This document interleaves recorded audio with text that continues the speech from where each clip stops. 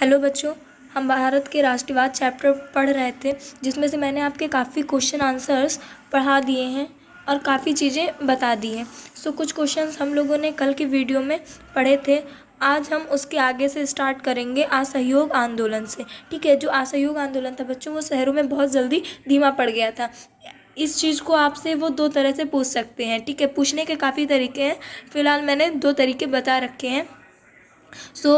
वो आपसे पूछ सकते हैं असहयोग आंदोलन शहरों में जल्दी ही धीमा क्यों हो गया। ठीक है, वो इस क्वेश्चन को एक और तरह से पूछ सकते हैं कि शहरों में असहयोग आंदोलन की असफलता के क्या कारण थे। ठीक है, तो मतलब इसके कई तरह के कारण थे। ठीक है, तो हम जान लेते हैं उन कारणों को। शहरों में आंदोलन की असफलता के कारण कुछ समय बाद शहरों में यह आंदोलन धीमा पड़ने लगा। इसके कई कारण थे। ठीक है, इसके धीमे पड़ने के शहरों में कई कारण थे।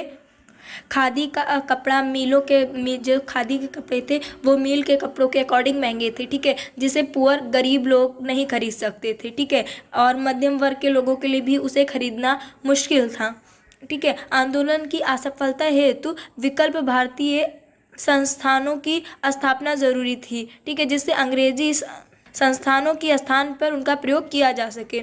इसका परिणाम यह हुआ कि विद्यार्थियों और शिक्षकों ने सरकारी स्कूलों में लौटने। ठीक है, देखो जब ये आंदोलन शुरू हुआ था तो इसका सहयोग शहरी लोगों ने कैसे किया था। बच्चों ने स्कूल जाना छोड़ दिया था, जो वहाँ पढ़ाते थे। ठीक है, उन्होंने इस्तीफ़ा दे दिया था। लेकिन कुछ ही समय बाद क्या हुआ, वो लोग बच्चे विद्यालय जाने लगे। ठीक है, और सरकारी स्कूल के जो टीचर थे वो भी जाने लगे। वकील दोबारा सरकारी अदालतों में दिखाई देने लगे। ठीक है, तो इस तरह वहाँ पे असहयोग आंदोलन शहरों में धीमा पड़ गया, वो भी बहुत ज़्यादा जल्दी। ग्रामीण क्षेत्रों में विद्रोह, अवध के किसान आंदोलन के क्या कारण थे। ठीक है, तो हम इन कारणों को जान लेते हैं। ठीक है, और उन्होंने इसे किस तरह से संगठित किया।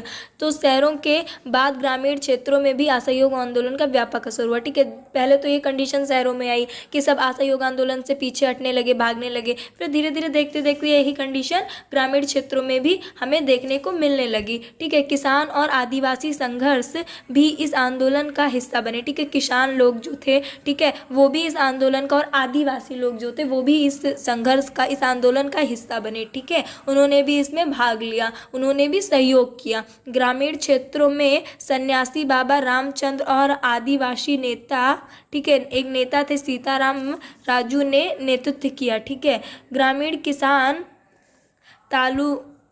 तालुकदारों और जमींदारों के खिलाफ थे। ठीक है, जो ग्रामीण किसान थे वो तालुकदार और जमींदार जो लोग थे उनके खिलाफ होकर असहयोग आंदोलन के लिए खड़े हुए थे। जो किसानों से भारी लगान वसूलते थे, वो लोग क्या करते थे, किसानों से भारी लगान वसूलते थे। किस पे वसूलते थे, खेती पे, ऐसे मतलब हर चीज़ों पे कर वसूल, टैक्स, ये सारी चीज़ें पहले ली जाती थी, हर चीज़ों पर लगाई जाती थी। ठीक है, किसानों को उनके पट्टे की ज़मीन से हटा दिया जाता था। ठीक है, आदिवासी भी ब्रिटिश नीति से खुश नहीं थे। जो आदिवासी लोग थे वो भी ब्रिटिश द्वारा बनाई गई नीतियों से खुश नहीं थे, वो भी असंतोष थे उन नीतियों से। ठीक है, उन्हें जंगलों में प्रवेश से रोक दिया जाता था। ठीक है, उन्हें क्या करते थे, जंगलों, मतलब आदिवासी जो लोग थे वो जंगलों में ही रहते थे, तो उन्हें क्या करते थे, जंगलों में प्रवेश करने से रोक दिया जाता था, उस पर पाबंदी लगा दी गई थी। जंगल में उनके परंपरागत अधिकार छीन लिए गए थे। जो जंगलों में उनके अधिकार थे वो उनसे ब्रिटिश सरकार ने छीन लिए थे। ठीक है, उनसे ले लिए गए थे वो अधिकार, जिस वजह से वो भी ब्रिटिश सरकार से खुश नहीं थे। गांव के किसानों ने लगान चुकाने से मना कर दिया। जो गांव के किसान थे उन्होंने साफ साफ जमींदारों से बोल दिया कि अब हम लगान नहीं चुका पाएंगे। ठीक है, उन्होंने क्या किया, मना कर दिया लगान चुकाने से। जमींदारों का सामाजिक बहिष्कार किया गया। ठीक है, जमींदारों का सामाजिक तौर पे उन लोगों ने बहिष्कार किया। कई स्थानों पर उन्हें नई धोबी की सुविधाओं से वंचित कर दिया गया। व्यापारियों और तालुकदारों ने घरों पर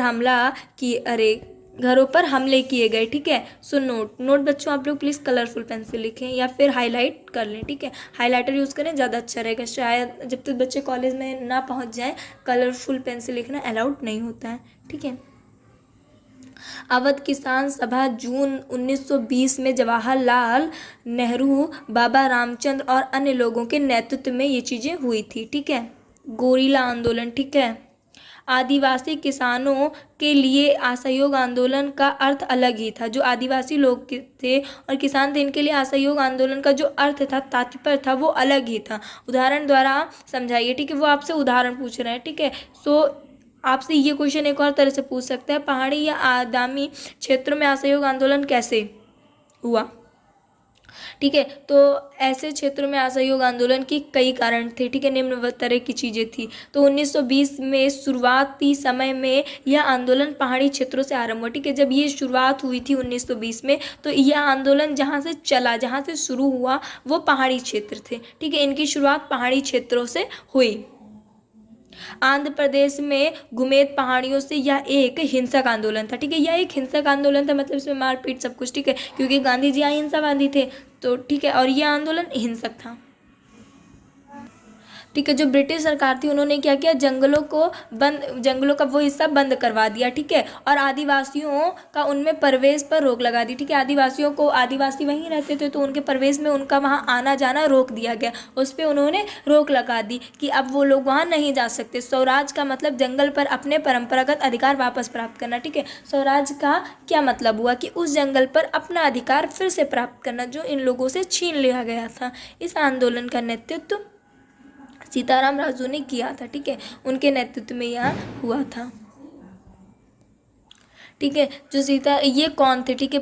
आपसे क्वेश्चन पूछ सकते हैं, सीताराम राजू कौन थे? आदिवासियों के मध्य असहयोग आंदोलन में राजू की क्या भूमिका थी, इनकी क्या भूमिका थी, ठीक है। तो हम जान लेते हैं। तो जो आदिवासी आंदोलन के नेता एवं चमत्कारी व्यक्तित्व वाला था, ठीक है। ये जो आदिवासी लोगों ने जो आंदोलन शुरू किया था, यह उस आंदोलन का नेता था, ठीक है। और एक चमत्कारी व्यक्तित्व वाला इंसान था, ठीक है। वह कहता था कि वह सटीक खगोलीय अनुमान लगा सकता है। वो ऐसा कहता था, ठीक है, कि वह सटीक, एकदम सही खगोलीय, ठीक है, खगोलीय अनुमान लगा सकता है। लोगों को स्वस्थ करने का दावा भी किया करता था, ठीक है। वह लोगों को स्वस्थ मतलब जो इंसान एकदम हट्टा कट्टा हो, ठीक है, एकदम फिट एंड फाइन हो, उसी को कहा जाता है ना कि हाँ ये एकदम स्वस्थ इंसान है, ठीक है। सो वो लोगों को स्वस्थ करने का भी दावा किया करता था। लोगों को खादी पहनने और शराब छोड़ने के लिए प्रेरित किया करता था, ठीक है। खादी चीज़ें छोड़ो, लेकिन शराब पीना बहुत गलत चीज़ है, ठीक है। ऐसे गलत काम किसी को नहीं करने चाहिए, ठीक है। पर लोग करते हैं। फिर भी लोगों को खादी पहनने और शराब छोड़ने के लिए प्रेरित किया करता था, ठीक है। प्रेरित किया करता था मतलब उन्हें शिक्षा दिया करता था, प्रेरित किया करता था, ठीक है।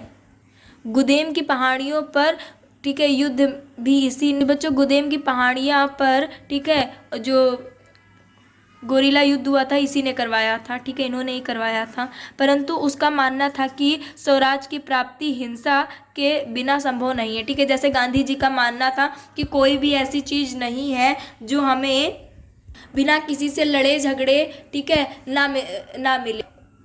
गांधी जी का मानना था कि हम कोई भी चीज़ अहिंसा की तरह भी ले सकते हैं, हर चीज़ के लिए हिंसा ज़रूरी नहीं, ठीक है। वो अहिंसावादी थे। वैसे ये उनके जस्ट अपोजिट थे। इनका ऐसा कहना था या ये ऐसा मानते थे कि हमें स्वराज की प्राप्ति के लिए हिंसा का रूप धारण करना होगा। बिना हिंसा के रूप के हम स्वराज की प्राप्ति नहीं पा सकते। 1924 में उसे पकड़कर फांसी दे दी गई, ठीक है। 1924 ईस्वी को इन्हें पकड़ लिया गया और पकड़कर फांसी की सज़ा सुना दी गई और इन्हें फांसी दे दी गई।